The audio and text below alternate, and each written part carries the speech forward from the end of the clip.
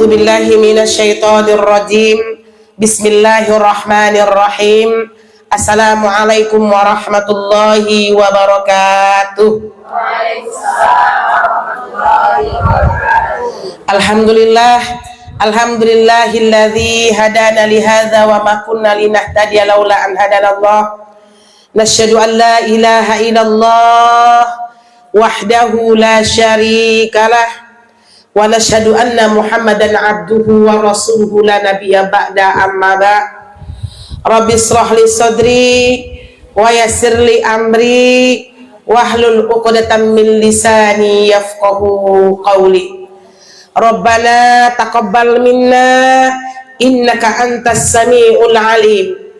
Rabbana waj'alna musliman lak wa min zurriyyatina ummatan muslimatan lak wa arina manasikana wa tub alaina innaka antat tawwabur rahim. Amin ya rabbal alamin. Ummahati fillah rahimakumullah. Untuk pertama dan utama sekali, marilah sama-sama kita senantiasa mengucapkan rasa syukur kita kepada Allah Subhanahu wa taala atas begitu banyak limpahan rahmat, kasih sayang, hidayah yang Allah berikan kepada kita yang tak bisa kita hitung dengan jari-jari kita. Terutama nikmat yang masih diberi kesempatan oleh Allah untuk bertaubat. Kenapa ibu-ibu yang dicinta Allah? Jikalau hidup ini adalah sebuah buku, maka kita akan beri judul buku itu seseorang pendosa hebat yang ditunggu Allah untuk bertaubat. Jadi kalau kita menganggap sebuah hidup kita ini adalah seperti buku, maka mungkin judul buku itu Bu.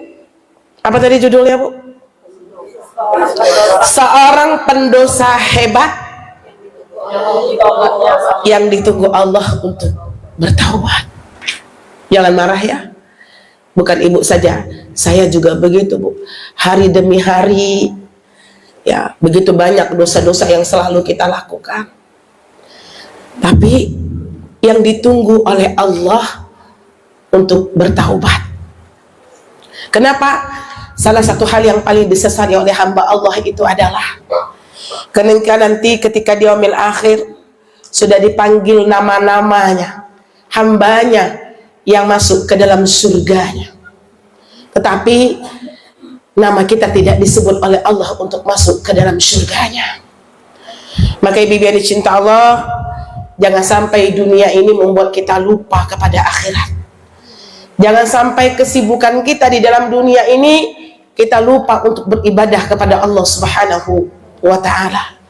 Detik demi detik, ya, nafas demi nafas yang sudah kita keluarkan itu menandakan bahwasanya kematian kita sudah dekat, ibu yang dicinta Allah. Jadi seorang pendosa yang hebat, jangan marah ya Bu. Pagi ini saja mungkin udah ada dosa yang kita lakukan. Tapi indah sekali kata seorang ulama ini, ditunggu Allah untuk bertaubat. Jadi kita semua ditunggu oleh Allah. Pulanglah ke jalan Allah Subhanahu wa ta'ala. Sebenarnya Allah sudah beri kurikulum yang indah buat kita di dalam menapaki kehidupan kita di dalam sehari-hari, yaitu Al-Quran. Ini yang pertama kita harus syukuri. Ketika kematian itu sudah datang, tidak ada lagi kesempatan kita untuk bertaubat, ibu-ibu yang dicinta Allah.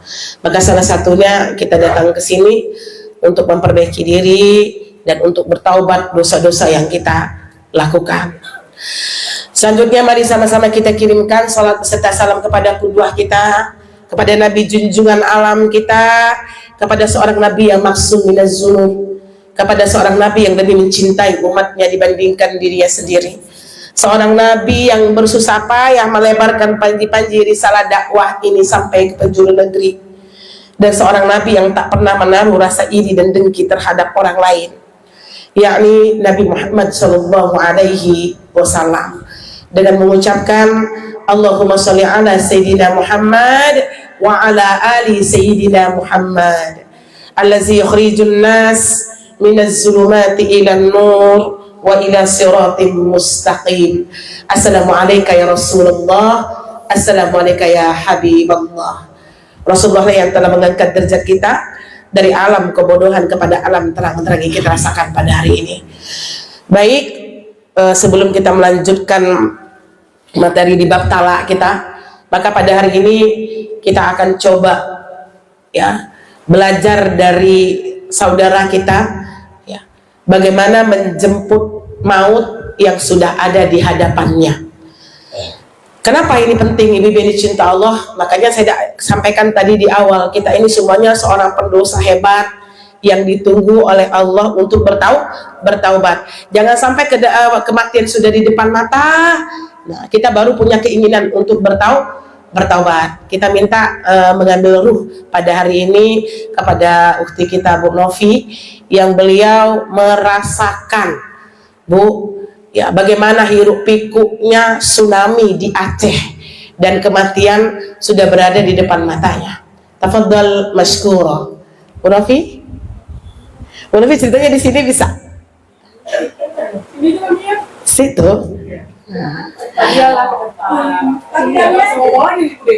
Nggak bisa ngomong lagi, Masya Allah. Jadi beliau itu merasakan tsunami, bayangkan Ibu ya. Adik Ibu yang meninggal ya? Adik sama mama ya Bu? Adik sama mamanya meninggal, beliau selamat. Bagaimana beliau menyelamatkan diri, bagaimana kematian sudah di ambang pintu ya. Gak apa-apa lah Mama memberikan pelajaran buat kita yang hati keras ini jadi lembut ya. Assalamualaikum warahmatullahi wabarakatuh. Waalaikumsalam warahmatullahi wabarakatuh. Saya mohon maaf sebelumnya, mana tahu saya ada yang ini berat atau gimana ya, mungkin ada saya melihatnya ngomongnya. Itu saya ngalaminya 21 tahun yang lalu. 21 tahun yang lalu ya. Waktu itu saya masih di Sudan tuh Bu. Ya. Terus saya beranak satu nih, anak umur 3 tahun 2 bulan. Pagi itu gempa sekitar dengan skala Richter 9,5 sekarang. Saya nggak tahu itu nih apa kejadian apa gitu, saya nggak tahu nih, karena biasanya memang tergantung pada Aceh. Nah dengan gempa itu kami lari keluar rumah nih. Bunyi teman gitu. Saya kira itu mungkin karena sana kan era konflik, saya kira mungkin orang ada pun gitu kan. Tapi tidak tahu apa kejadian di luar sana, saya nggak tahu itu akan rumah. cepat sekali ya. Kami nggak tahu Qadarullah. Masya Allah itu akan terjadi ke depannya. Tidak ada tanda-tanda apapun itu. Masya Allah. Jadi kami keluar rumah, orang pada lari gitu, air laut naik gitu. Kami kirain itu juga mungkin banjir bandang ataupun luapan air laut gitu. Saya pun dengan melihat orang lari, saya ikut lari. Ikut lari, naik rumah orang yang gendong anak umur 3 tahun. Suami saya kebetulan saya ikut saya juga ke tempat saya tinggal di asrama waktu itu. Sedangkan di kampung saya 2 kilo dari rumah ke laut. Laut lepas. Dari rumah saya nampak Pulau Sabang. Sabang. Kami lari sama-sama naik ke rumah. Saya tidak tahu pun apa yang terjadi di bawah itu apa. Saya nggak tahu apa-apa, pokoknya saya ikut lari. Orang lari, saya lari.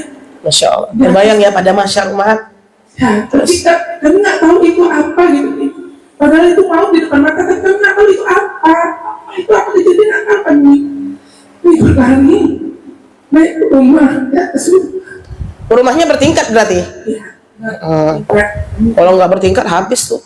Ya, di atas itu bermacam, ada Kinani, ada Nasrani. Saya nggak tahu itu.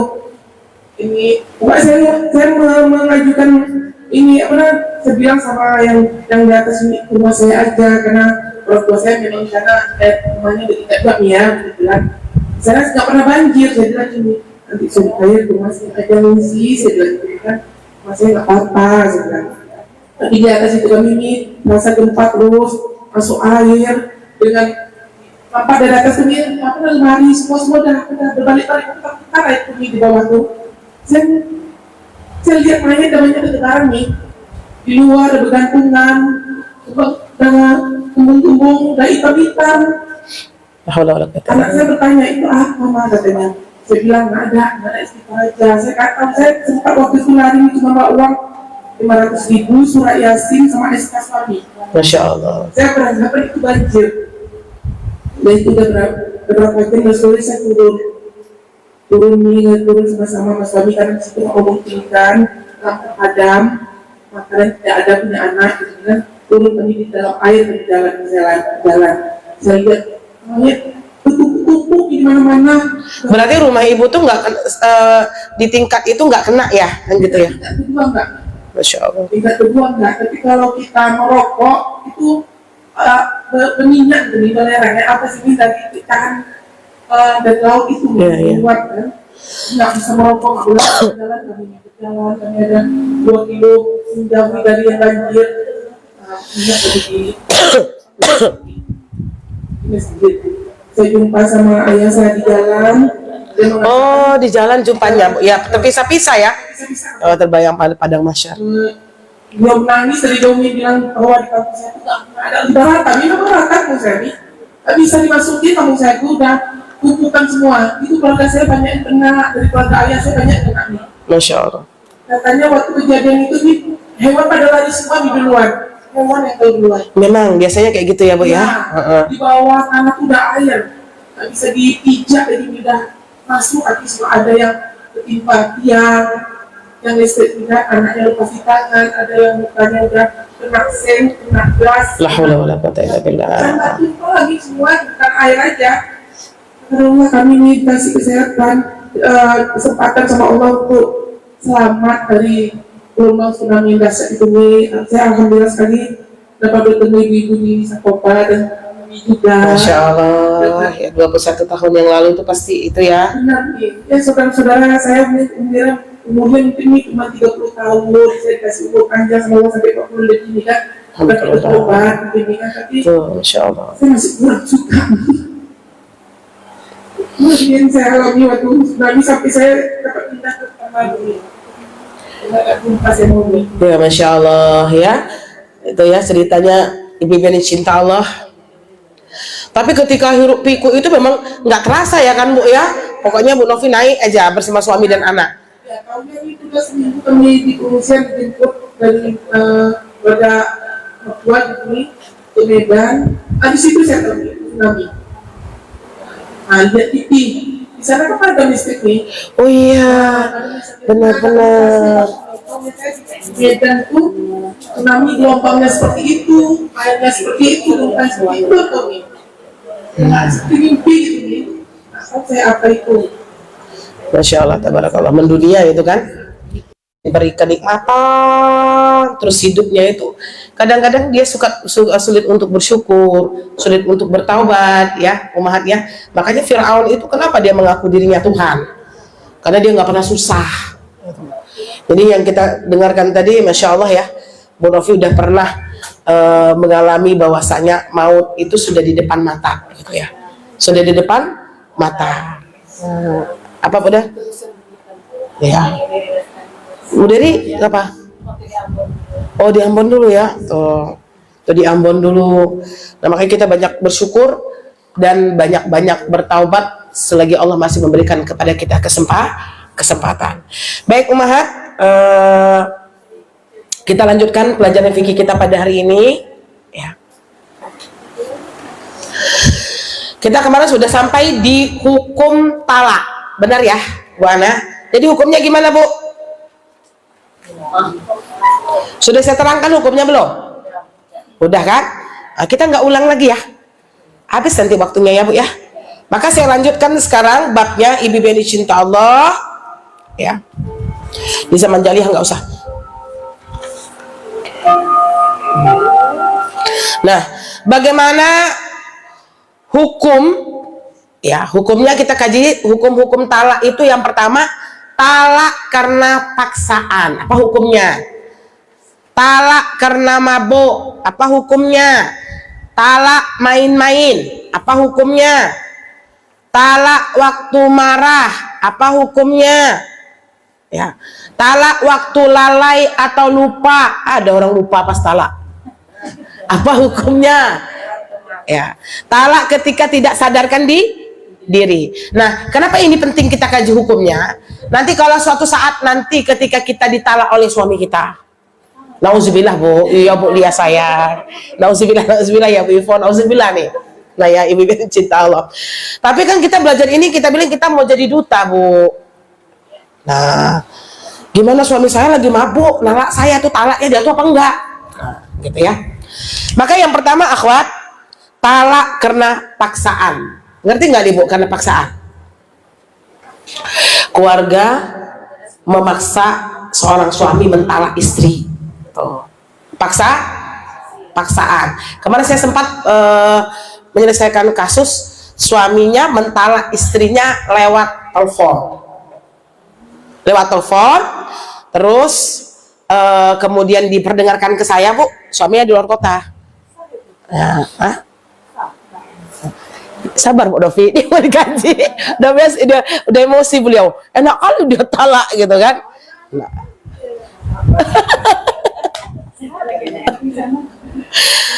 Dia harus gaji bab talak ini bapak-bapak nih kan Bu Dovi. Harus ya Bu ya. Kita kumpulkan bapak-bapak kita. Masih mati lagi nih. Nah ya.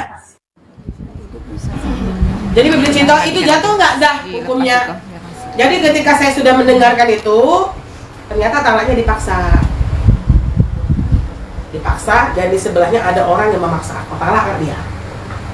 Talak nggak dia? Itu kita langsung hukumnya bu, dia jatuh apa enggak? Maka yang pertama, apa hukum talak karena paksaan? Pokoknya ibu suami kita bilang sama suami kita, ceraikan istrimu. Pilih mama atau pilih istrimu? Kalau kamu pilih mama, ceraikan istrimu. Ada orang tua kayak gini? Ada.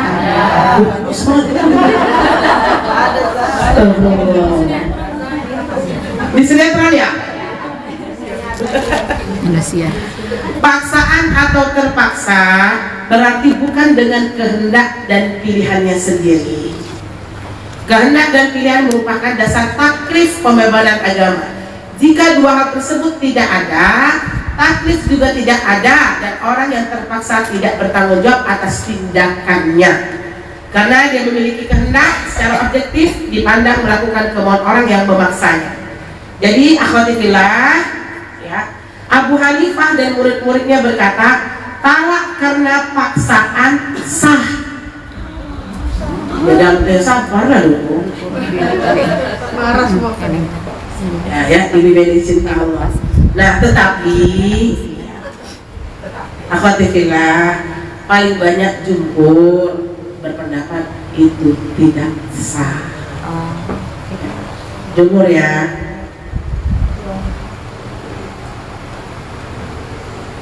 Kenapa ini hadisnya? Barang siapa dipaksa masuk Islam, dia tidak menjadi muslim. Barang siapa dipaksa talak, talaknya tidak sah. Rufi'a an ummatil khata', ya kata Rasulullah, umatku dibebaskan karena keliru dan lupa, dan mereka yang dipaksa. Berarti jumhur ulama mengatakan ibu talak dengan paksaan itu tidak sah. Yang mengatakan sah siapa bu? Hanifah. Bu Hanifah. Jadi pendapat Maliki, Syafi'i, Hambali tidak sah. Hanafi yang mengatakan sah. Dua, hukumnya lagi bu, talak ketika mabok. Sabar dulu, jangan tanya dulu kan. Saya bilang kita belum masuk ke bagian talak. Jumhur ulama fikih berpendapat bahwa talak ketika mabuk hukumnya sah, karena atas kemauannya sendirilah akal itu menjadi rusak. Yang membuat dia sukar, dia sendiri. Dia yang membuat dirinya mabuk itu dia sendiri. Yang membuat akalnya hilang dia sendiri. Akan tetapi sebagian ulama berpendapat bahwa itu main-main karena ucapannya tidak terpakai. Hal ini karena orang mabuk dan orang gila dipandang sama. Mabuk, gila, kedua orang ini sama-sama kehilangan akal. Berarti di dalam surah An-Nisa ayat 43, hai orang-orang yang beriman, janganlah kamu sholat sedangkan kamu dalam keadaan mabuk, sehingga kamu mengerti apa yang kamu katakan. Jadi kira-kira ibu, talak ketika mabuk itu banyak ulama yang mengatakan tidak jatuh. Cuma sekali-sekali kita harus tahu, dibilang jatuh itu nggak apa-apa, biar laki-laki itu tidak main-main dengan talak. Paham nggak bahasa saya? Tidak main-main dengan kata-kata talak. Tidak sah. Oke, ini ya Bunda. Jadi ini nggak saya ceritakan itu Bu, kali ini berbeda pendapat di kalangan ulama.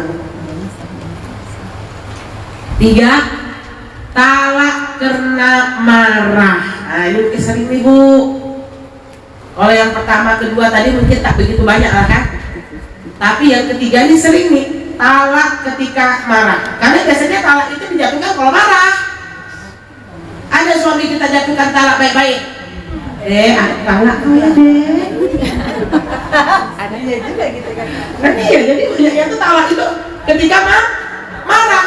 Nah makanya ulama berpendapat, ibu yang dicinta Allah, kemarahan yang mengakibatkan tidak teraturnya ucapan dan pelakunya tidak menyadari apa yang dia katakannya, talaknya tidak sah karena kemauan sehatnya hilang. Jadi kalau tidak teraturnya ucapan dan pelakunya tidak menyadari. Misalnya orang kalau ada emosi itu yang keluar pun nggak tahu lagi. Ibu kalau udah marah sama anak, di atas emosi yang keluar apa? Kan gitu. Di bawah kontrol kan? Kalau udah dengarkan, ini bagi orang yang bisa mengontrol emosi, keluarkan kata-kata binatang misalnya, hal-hal yang seperti itu. Tapi ibu yang dicinta Allah, marah itu ada 3 macam. Nah, ini coba Bu, kita catat dulu nih.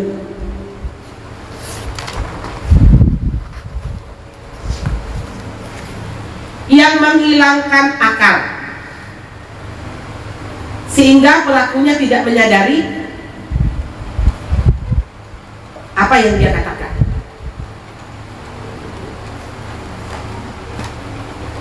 Ini tidak ada perbedaan pendapat ulama Bu. Maka ini talaknya nggak sah. Kalau marah suami kita itu hilangnya akal dan dia tidak menyadari apa yang dia katakan.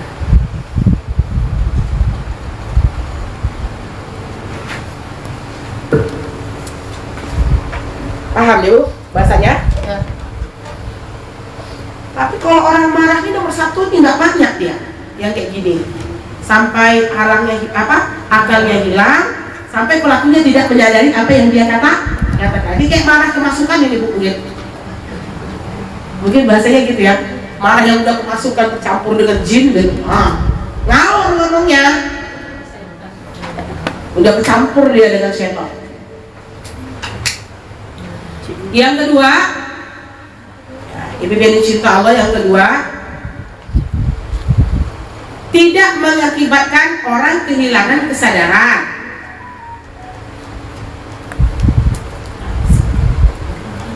Kesadarannya nggak hilang, berarti dia sadar.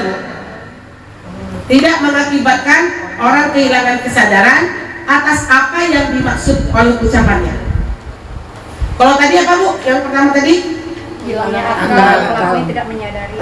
Kalau yang pertama tuh hilangnya akal dan dia tidak menyadari apa yang dia katakan. Udah nggak sadar lagi dia. Kalau nomor 2 ini kesadarannya masih ada, gitu loh akhwat. Dia ngucapin apa tadi itu masih sadar dia. Dia ngucapin apa? Maka ulama berpendapat talak yang seperti ini sah. Paham nggak?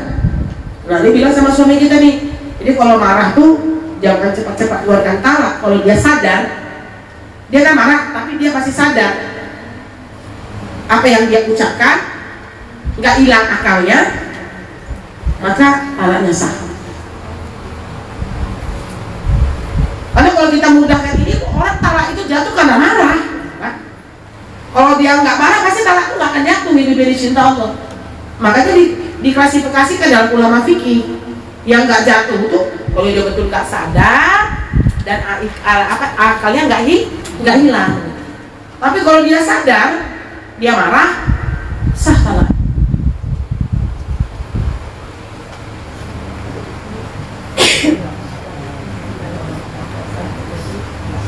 Paham, Bu?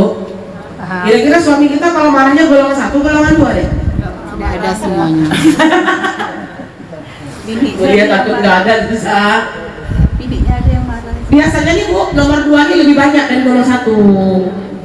Iya, makanya saya kalau ada bapak-bapak bilang kayak gitu tuh saya sempat itu bapak tahu kan talak nggak main-main, bapak ucapin. Ya saya marah ya makanya Pak. Kalau Syafi'i ya Bu, kalau marah itu jatuh dia. Kalau mazhab Syafi'i jatuh. Yang ketiga, marahnya tuh sangat tinggi marahnya, tapi tidak sama sekali menghilangkan kesadaran akalnya.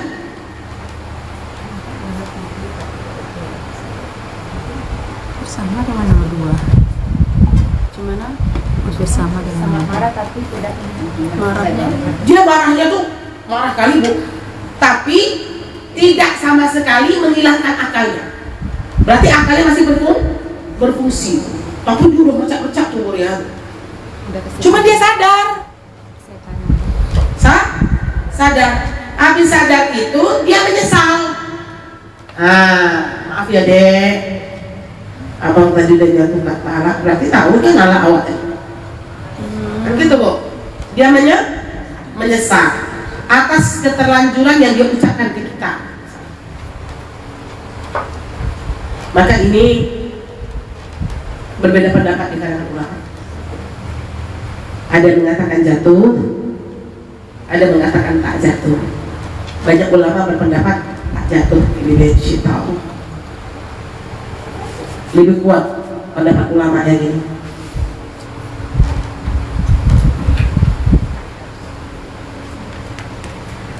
Makanya yang nomor 2 ini hati-hati nih. Ini yang sering terjadi di lingkungan kita. Marah, keluar, akalnya masih berfungsi, kesadarannya masih berfungsi. Kalau nomor 1 tadi akalnya udah nggak ada lagi, udah hilang,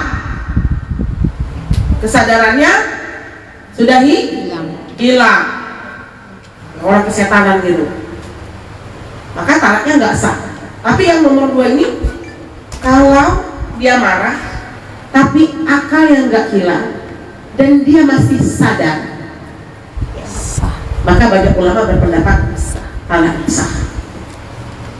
Tapi yang paling banyak itu Bu, setelah dia nggak marah ditanya ulang. Paham Bu bahasa saya? Setelah nggak marah ditanya ulang. Apa Bu? Setelah nggak marah ditanya ulang. Ya pasti ketika marah enggak, marahnya hilang enggak ya? Dia talak awak dekat. Maaf ya dia abang hilang kan. Kalau itu enggak jadi. Lagi marah. Enggak. Itu nomor 3 Tapi ini nggak boleh sering-sering Bu ya. mempermainkan. Ada ulama mengatakan 3 kali udah seperti itu jangan kalah. Kayak main-main. Nggak bisa main-main. Makanya lebih bagus Bapak pernah saya bilang sama seorang suami, Bapak kalau marah sama ibu Pak coba jangan buat talak-talaknya, pergi aja lah Bapak, tinggalkan ibu. Saya bilang. Dia udah berkali-kali talak, saya bilang. Jadi sekarang Bapak tanya sama saya bingung sekarang talak 3 apa talak berapa Bapak bilang? Karena udah sakit seringnya.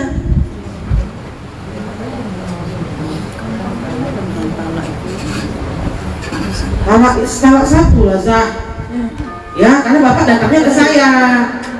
Kalau Bapak datangnya ke pengadilan, itu talak 1 memang. Tapi kalau Bapak datangnya ke ceritakan talaknya kepada saya, sudah ngomongin talak 3. Karena kalau di pengadilan nggak bisa talak 1 langsung ke talak 3 Bu. Kalau di pengadilan itu dia talak 3 itu prosesnya memang 3 kali. Talak 1, talak 2, talak 3. Jadi dengan 3 kali sidang. Itu hukum kompilasi. Kalau hukum syariat udah berkali-kali dia talak sama istrinya. Terus saya bilang, ini talak 3 nih Pak. Saya bilang, tolong Ustazah, belum. Gimana sih nolongnya? Saya bilang, gimana sih nolongnya Pak? Gini aja lah Bapak, kalau mau aman silakan ke pengadilan. Kalau saya bilang ini talak 1, nanti saya dosa. Saya bilang, ada lagi bapak-bapak yang udah mau talak 3, ternyata istrinya haid, tertolong dengan haidnya Bu. Talak 3 nih, saya bilang, nangis istrinya, talak 3 ada Bu, tapi saya waktu itu sedang haid ya. Itu pertengkar dulu, berbeda pendapat saya sama dia.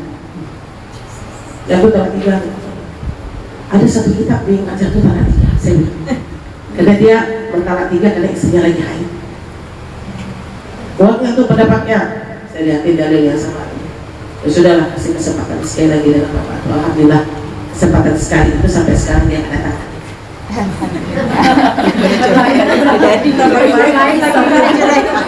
Cuma susah. Saya sempat tanya Pak, Bu, Bapak gimana? Pokoknya udah berubah aja, karena kesempatannya udah nggak ada lagi.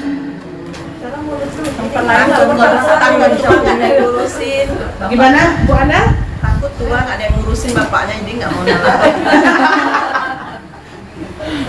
Astagfirullahaladzim.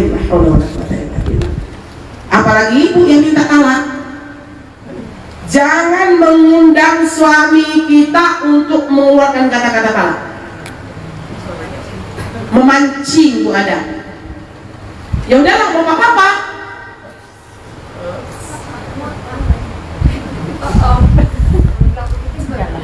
Nggak boleh gitu ya, Zah.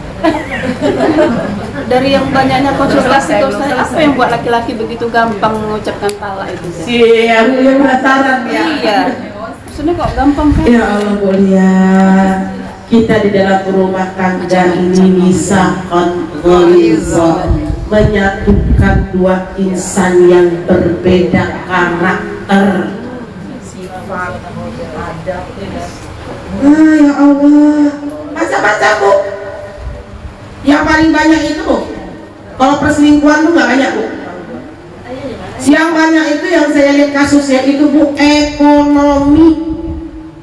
Yang datang itu Bu lihat bukan orang yang ekonominya biasa-biasa saja, bahkan finansialnya sudah di atas kita. Itu tadi keberlapangan hati.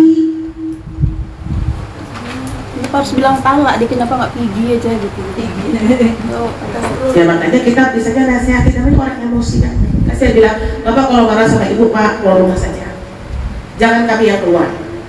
Karena perempuan kalau di luar rumah Bu, Ibu kalau marah sama Bapak Bu, Bapak marah sama Ibu, jangan Ibu yang keluar.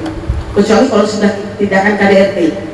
Kalau ada KDRT dia, Ibu boleh menyelamatkan diri. Nanti kalau di pengadilan Ibu nggak salah, karena Ibu di KDRT. Ada kompilasinya. Tapi kalau Ibu nggak di KDRT, kalau Ibu yang meninggalkan suami, fatal di pengadilan. Jadi bagusnya apa Zah? Kita usir aja dia. Nah ini dari segi pikirnya Bu, bahasanya aja nih, asal diusir. Dan apa aja pergi. Tenangkan hati dulu. Jangan kita yang minggat Bu, rugi. Yang kedua kita di pengadilan kenapa ya? minggat tapi disusul gitu ya.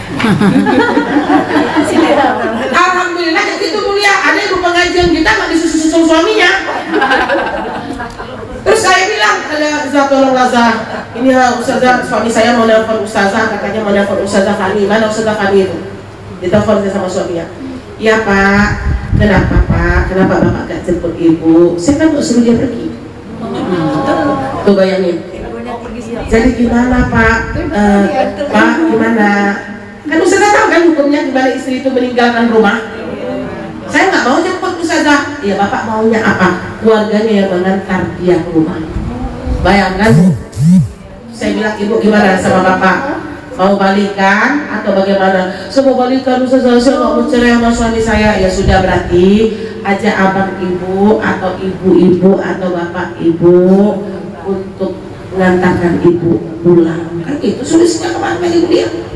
Ibu jemaah kita. Saya bilang apa Ibu? Lari, udah gak kuat saya Zah. Iya, suruh bapak yang pergi. Saya nggak mau jemput Ustazah, saya nggak nyuruh dia pergi, dia pergi sendiri. Dalam hukum kan nggak boleh. Kata suaminya, ya bu, kita mengalah. Karena dari segi hukum ibu nggak salah. Saya bilang, kalau ibu mau rumah tangga ini bertahan, maka ibu bilang ya, akhirnya dia diantar oleh orang tuanya. Ribet. Makanya fikih itu ada untuk kita, memang betul-betul harus kita pelajari bu, dan kita nggak salah langkah ketika ada sesuatu hal yang terjadi nanti. Paham bu? Bukan hanya itu laki-laki yang pintar. Kemarin lagi saya ditanggung, ada ibu jamaah kita yang nusus. Nususnya itu ya Allah sampai saya geram bu sama suaminya. Nususnya itu cuma sepele, tapi suaminya bilang, tuh saya tahu kan ini nusus. Ma, papa pergi ya, mama pergi ya pak. Pulang sebelum papa pulang. Kata suaminya. Pulang sebelum papa pulang. Suaminya udah pulang, dia belum pulang. Itu udah 3 kali Ustazah. Ibu kalau pulangnya lambat, bilang sama bapak, saya bilang. Gimana kadang-kadang macet dan sebagainya. Dia ini Ustazah, dia tak sesuai dengan perjanjian yang saya buat. Waktu itu kuncinya dibawa. Akhirnya suaminya memulangkan dia ke rumah orang tuanya. Benar. Nusus, panggilannya begitu nusus apa seorang istri yang durhaka kepada suami. Makanya ibu juga harus hati-hati ke depannya. Jadi nggak semua suami kita itu yang berlapang hati, dia boleh. Jatuh talak itu. Tunggu dulu bu. Sabar. Jadi gitu. Ini kasus-kasus ini harus ibu itu kan ribet memang masalah talak ini kalau kita nggak hati-hati. Bu Maimunah. Jadi saya bilang, Pak, itu jamaah kita juga. Pak, bapak ada jatuhkan talak sama ibu kemarin. Nggak ada Ustazah, saya mau melakukan itu cara kasih pelajaran, dia tuh khusus biar dia berubah. Alhamdulillah, saya bilang makasih ya Pak. Jadi gimana sekarang istri bapak nih Pak? Ya udahlah pulang aja lah dia. Memang pandai-pandai gitu. Kami pulang ya Pak ya. Pulang aja lah. Bilang sama istri saya Ustazah, jangan buat lagi kayak gitu. Alhamdulillah dia bilang pulang, berarti nggak perlu bawa orang tuanya bu. Kalau bawa orang tua tuh malu dan sebagainya. Akhirnya bestinya yang antar. Saya udah telepon bapak bu, saya nggak bisa menemani, jadi silakan ibu yang bawa teman ibu pulang. Bapak udah kasih lampu hijau. Malu. Apa bu ada? Kan malu. Kalau Begitu. itu nggak usah malu lah.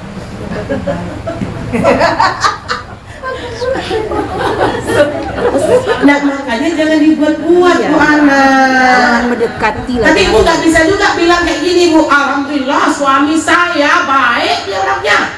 Gimana bu mau pulang jam berapa aja terserah. Saya takut itu nanti bapak nusus, bapak jadinya ada yus. Terserah ibu mau joget-joget, mau ke kafe sampai jam 10 malam, dia nggak ada rasa cemburu. Nah, yus ini panggilan suami. Perempuannya khusus. Perempuannya nusus, laki-laki juga ada nusus tuh. Kalau nusus itu adalah pasangan hidup yang durhaka atau yang tidak mengikuti kewajiban dari pasangan.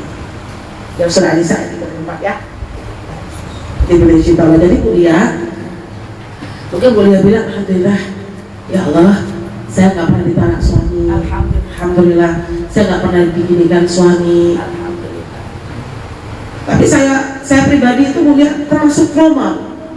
Saya kalau ada konsultasi talak itu sekarang nggak senang lagi, karena habis itu kita diuji. Kita diuji. Ya, jadi saya kalau misalnya mau konsultasi masalah talak itu saya beban, selalu ya. Tolong Azhar, saya gimana nih Azhar, talak 3 nih udah. Cuman kita bagaimana mengingat pahala saja bahwasanya menyatukan rumah tangga itu bahayanya besar. Tapi imbasnya tuh berat loh, kita jadi trauma. Saya pernah ngalamin, tapi bukan di generasi saya, di atas saya aja. Jadi kan tidak khusus gitu. Jadi itu ya.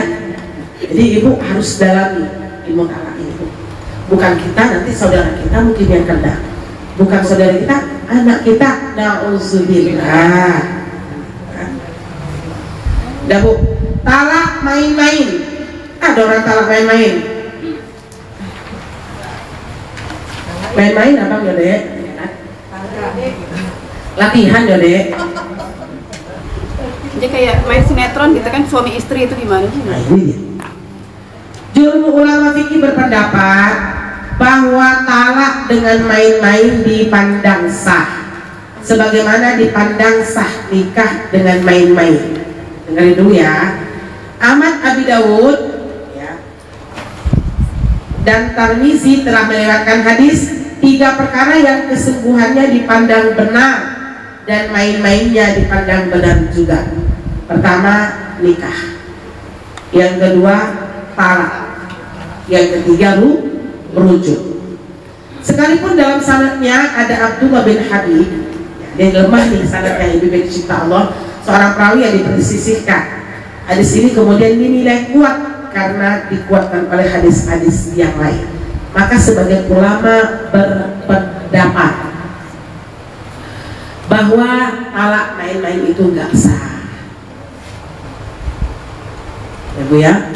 Di antara mereka adalah Al-Baqir, Shodiq, dan Nasir. Demikian juga pendapat Ahmad bin Hambal dan Maliki. Hal ini karena mereka mensyaratkan sahnya talak yang diucapkan dengan lisan yang disadari. Nah berarti ini aja Bu ya, berarti talak main-main itu berbeda pendapat di kalangan ulama. Ada yang mengatakan jatuh, ada yang mengatakan gak jatuh. Maka yang lebih baik Jatuhannya. dihindari. Oh, dihindari. Main-main deh Dek, main-main aja Dek. Ada talak apa talak ada ya Dek? Ku talak kau dengan talak 1. Habisnya dia bilang abang udah main. Ada terjadi Mudah sekali. Kalau ada bapak-bapak tuh mudah sekali mengucapkan talak itu Bu. Nggak mikir apa ya? Ini cinta Allah. Jadi makanya perempuan tuh jangan sekali-sekali memancing. Jangan mancing Bu. Kalau bapak bilang maunya apa? Telat. Selesai kita rumah tangga nih. Jangan juga bilang terserah ayah. Tapi saya punya ayah. Kan mana gitu kadang-kadang. Karena saya pernah mendengarkan rekaman ibu pengajian kita yang menyuruh suaminya bertalak. Saya udah bela-bela dia kok ada. Ibu pengajian kita kan dibela terus sama ustazah ya. Dibela-bela. Jadi satu ditalak suami saya ustazah bla bla bla bla. Ternyata suaminya datang bawa rekaman. Bayangin tuh Bu, di rumah saya Bu rekaman di handphonenya. Ustazah mau tahu kelakuan muridnya. Saya malu di situ. Saya majelis tadi saya Bu. Ya bapak begini gini. Ustazah mau tahu. Bu diputar oleh suami. Ya Allah, ternyata keluar kalimat-kalimat indah. Kancingan. Mau? Cerai. Apa ngomong? Yuk cerai kita, yuk. Akhirnya saya bilang, Bu, itu yang mulai duluan ternyata. Nangis ibu. Berharap dirayu, Inza. Berharap dirayu sama suaminya, janganlah Dek gitu. Abang masih cinta Dek. Kiranya dilantarkan jangan. Ternyata disebut suaminya. Kalau menurut saya kayak gini gimana? Jatuh. Astagfirullah, saya bilang, udah kok kayak gitu sih. Ya saya udah muak kali Ustazah. Ya usah ibu dulu yang mau ini. Ibu yang mengundang bapak. Ya menurut saya yang salah atau dia yang salah? Dua-duanya salah Pak. Ada saya panggil suami ini gimana kasusnya Nebi? Kadang-kadang perempuan dia gitu juga dia. Ketika dia dizolimi, kemudian emosinya tuh juga naik Bu. Akhirnya dia balikan. Akhirnya ya udah, jatuh anaknya.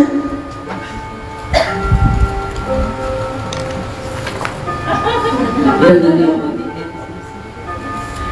Kok cepat kali jadinya? Itu jamnya kecepatan ya, ada kan? Jamnya kecepatan. Saya terasa nih. Udah lama nerangin talak ini perjuangan ini dari cinta Allah. Nah, adapun talak karena keliru. Tadi kan main-main dan keliru. Keliru itu gimana? Orang yang mengucapkan kata-katanya keliru, sehingga terucapkan kata talak. Disengaja udah nggak sengaja. Nggak sengaja. Iya. Atau dia nggak tahu arti talak mungkin. Keseleo suaminya, Bu. Lidahnya.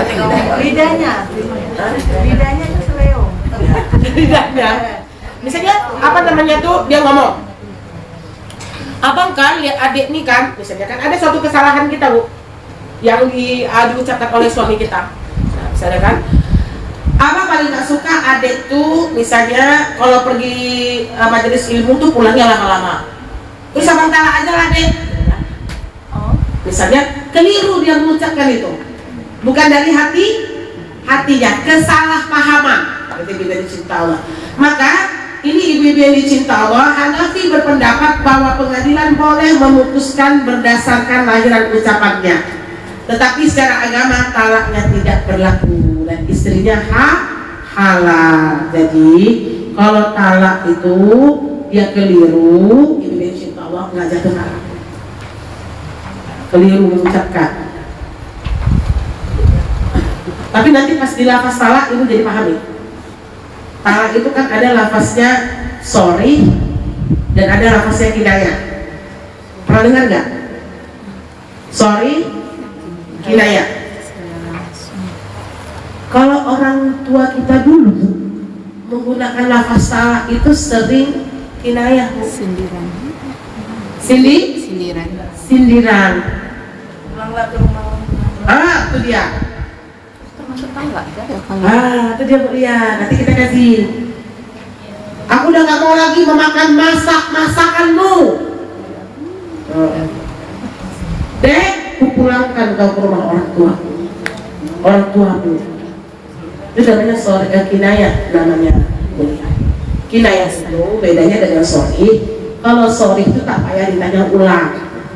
Kutalak kok, Dek. Siapa namanya? Dewi binti. Dijatuhkan dengan talak 1. Itu nggak perlu ditanya tuh. Jatuh. Tapi, Dek, aku pulangkan kau ke rumah ibu nanti sore. Harus ditanya ulang. Bang, maksud abang tadi apa? Ya udah talak. Jatuh. Dia nggak bisa, Bu. Kinayah tuh nggak bisa langsung jatuh talak, ditanya diulang lafaz tadi menjadi sorry. Paham ya? Tapi ada ini pengajian kita berkali-kali dia curhat ya.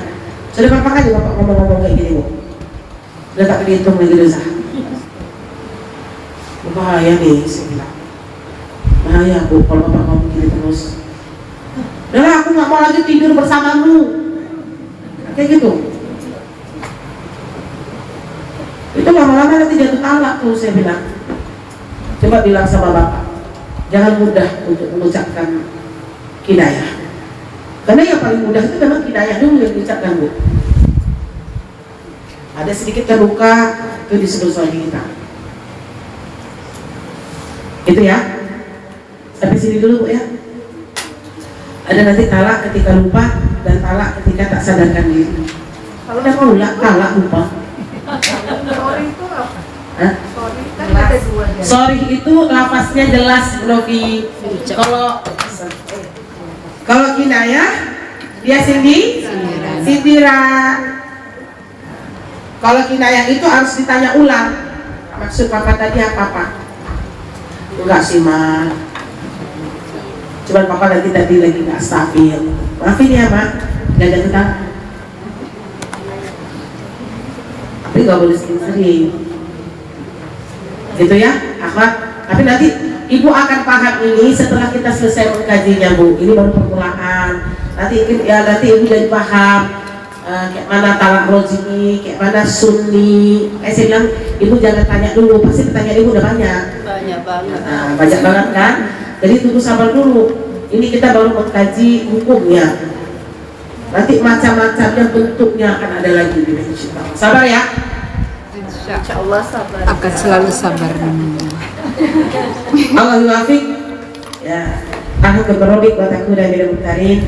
Assalamualaikum warahmatullahi wabarakatuh.